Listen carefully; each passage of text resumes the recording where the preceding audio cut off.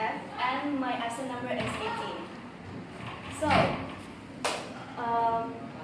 and today I want to take this opportunity to try to tell the story of the famous Indonesian folklore known as Sangkuriang. So please enjoy. Deep in a lush forest somewhere in Java, there lived a woman. She was very lonely, but the god gave her a true beauty that she would never age, and she was very beautiful to every man that laid their eyes upon her. I'm sorry. Okay. Without a lot of company, she spends all her day quilting. Day and night, she just quilts and quilts. But one day, her favorite quilt fell out of her hand and out of her house, lost in the forest. She searched long and hard, but to no avail.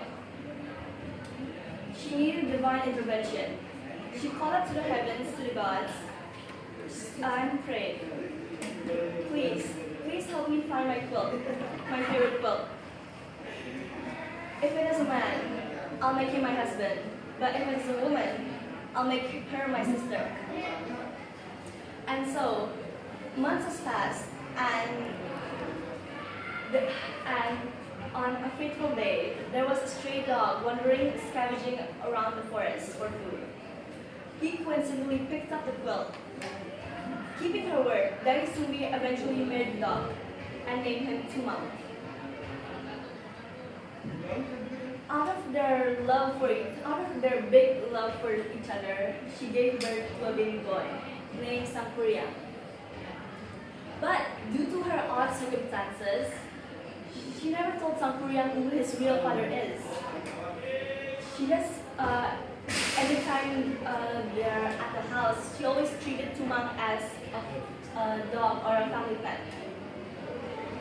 Those three lived happily in a humble home in the forest. Until Sangkuriang ended up growing up.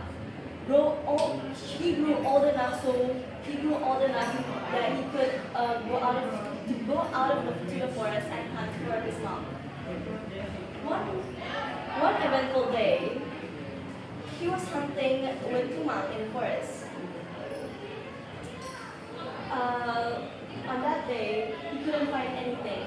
No food, no nothing, no prey. No matter how hard he chased, no matter how hard he hunted, he ended up he had to go home empty-handed. He let out his fury and frustration on Tumang, ultimately killing him. When Dari Sumbi found out, she was absolutely heartbroken. She was devastated by the loss of her husband and by the acts of her own son. She couldn't take it anymore. She ended up grabbing her favorite quilt and she stabbed Sangkuriang. Telling him to leave, to go far away from her home, to never come back. And so he did. There's a huge time jump, like decades, like years and years later. And Sangkuriang, fully fledged adult, he returned to the forest, where he as he ventured deeper and deeper into the forest, he encountered a humble home. When he went in, he saw a very beautiful woman. Sangkuriang fell first and he fell hard, immediately begging the woman to marry him. But the woman was, by his simple request, the woman was horrified. She declined and she couldn't even go through with his request. Why? Because the woman was Dari Sumbi, his own mother. Not wanting to go through an incestual marriage, Dari Sumbi obviously turned him down. But Sangkuriang grew up to be a difficult man. He wouldn't take no. He kept courting her every single day, asking and begging. So there used to be conjured up challenge, challenge that he couldn't possibly pass. In order to marry her, South Korea has to build a massive boat in just one day, all by himself. With no other choice, South Korea took up the challenge and he immediately went to work. Feeling so motivated, he even asked the spirits to help him. There used to be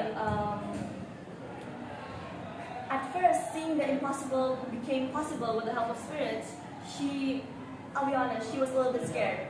She was a little bit scared.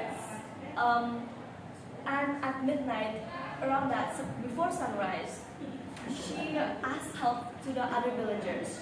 She went down and asked the other women to hit the grains as a signal that dawn is coming, that the challenge is almost over.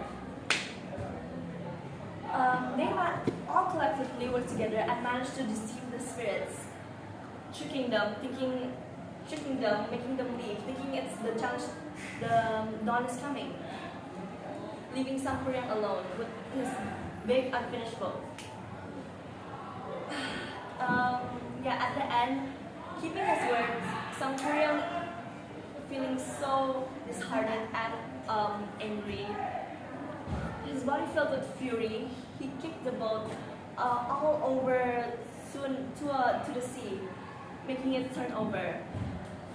And that's what we now know as Tangkuban Perahu. The end.